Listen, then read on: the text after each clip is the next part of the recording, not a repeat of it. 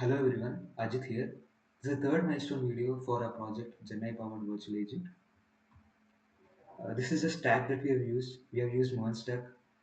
We have used transcribers. For speech to text, we have used Whisper AI. We have locally downloaded the medium Whisper AI model and we have been using it for speech to text transcription.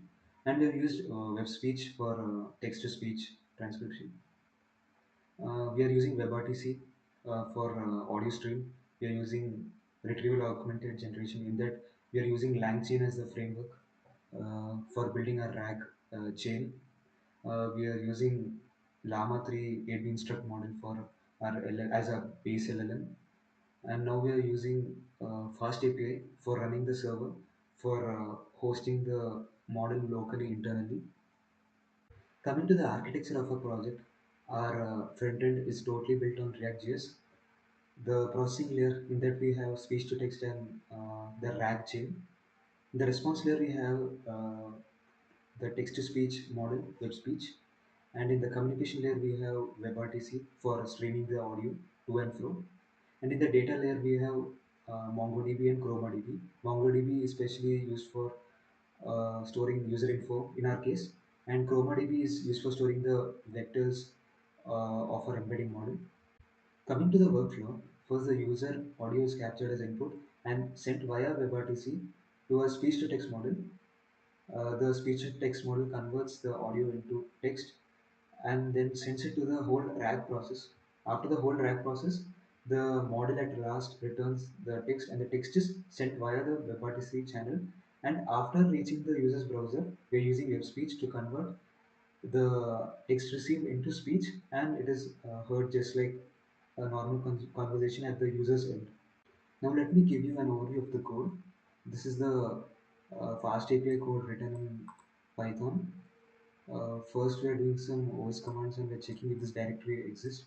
This directory is where the audio file exists, and speech to text model picks up the audio file from the specific path on my local system, and we are allowing cross-origin resource sharing also for sending audio files via HTTPS. Uh, we have this specific endpoint for uploading the audio. So whenever user finishes speaking, the web speech which is on the browser of the user recognizes that the speech has ended and then sends the audio via WebRTC to this API endpoint where we capture this audio and write this audio into a file and then store it to this uh, directory, and that's how we do this. And then what we do is then we call the speech to text function. This function is imported from this speech to text file which is here. So let's see that coming here, we can see that the speech to text code for Whisper AI is different here. What we're doing is from Llama, Llama 3, we're importing Llama. Llama 3 is another file which I've written in which the RAG process totally is present. And what we're doing is we are using the tiny model over here, uh, and we are printing the transcription here. I'll show the demo in a few minutes. And there's another function called as llama which we're importing as I told before. Let's go over here. This is just like a nested function call. From API, this test file we went to STT. From there we are bouncing back to this file, just like a nested call. And then we are running the whole RAG process from here. We are storing the chat history. This is just to like store the conversation between the user and the agent so that the model tries to recollect what all conversation has happened till now. This is restricted to a single user. When we scale up to multi-user, we have to figure out how we should do that. We have this function defined for storing chat history.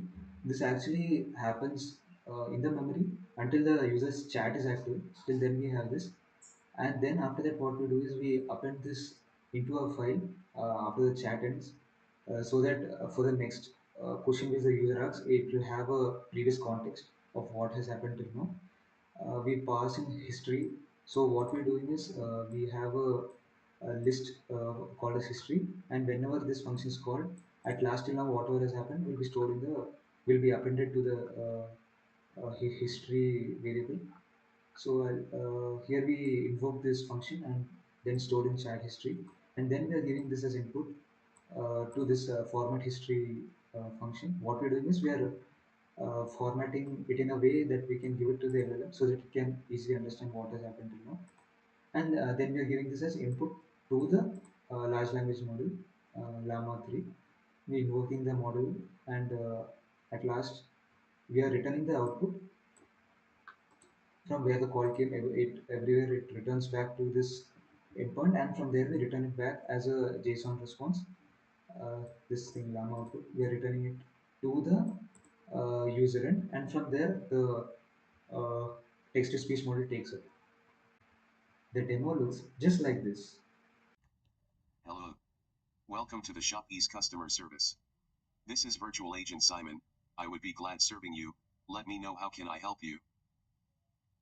Hello there. May I know the return policy details of the products of your website?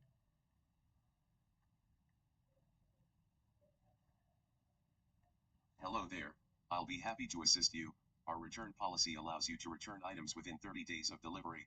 Mandatorily, the original packaging and all accessories must be returned. Pickup for the respective will be in the 3 working days from return request. Feel free to ask more queries. Thank you. Now coming to the interesting stuff of our project, this is what happens behind the scenes. We have a node server running. This server is basically for connecting the admin and the user. This is the signaling server actually. So what happens when the user and the admin is connected via WebRTC?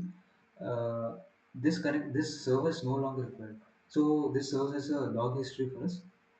And now we have a proxy running. Let me explain why. Uh, Get user media function in web speech does not allow us to send media via HTTP because for security reasons it is not secure. So what we do is we initiate the connection using HTTPS so that the media is exchanged between the user and the admin securely, and internally we route it to a HTTP server. This is what this proxy does for us here. And then we have a fast API server running to accept the incoming audio streams. I have logged in as user from this device, and I have another device which is logged in as admin. Now let me initiate a call.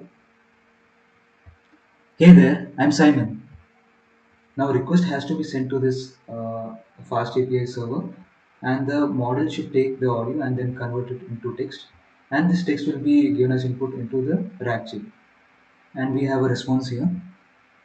Yeah, it is asking the concern, and the response time is around 12 seconds. So let's try something else now. I want to cancel my order. Can you help me with it? Yeah, we can see a request has been sent, and let's wait for the response. Yeah. So here we can see that the context has been maintained. The history, chat history which we are maintaining. Let me show you that. Yeah. So the conversation which we have done till now is in this chat history, and this chat history is again and again given into the model whenever a new text comes in.